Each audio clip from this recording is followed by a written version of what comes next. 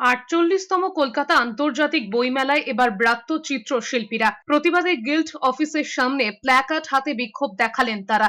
অভিযোগ, প্রত্যেক বছর চিত্রশিল্পীরা মেলা প্রাঙ্গণে বসে ছবি আঁকেন, কিন্তু এবারই প্রথম গিল্ডের তরফে তাদের মেলা প্রাঙ্গণে বসতে নিষেধ করা হয়েছে। বিক্ষোভকারীদের অভিযোগ, তাদের যুক্তি দেওয়া হয়েছে যে স্থানে তারা বসে ছবি আঁকেন সেটি রাজ্য সরকারের অধীনস্থ। এরই প্রতিবাদে কালো ব্যাজ পরে প্রতিবাদে সামিল হয়েছেন তারা।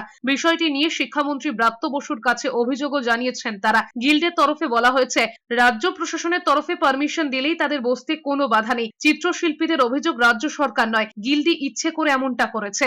প্রতি বছর কলকাতা বইমেলায় আমরা বসি এবং এই মেলার মাঠে বসে ছবি আঁকি।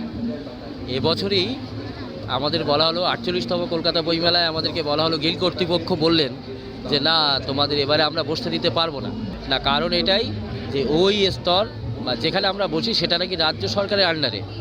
রাজ্য সরকারে কোনো একজন যদি বলে দেন আর কি, পারমিশন দেন, তাহলে আমরা পারমিশন দিয়ে দেবো, আপনারা তখন গিয়ে বসতে পারেন।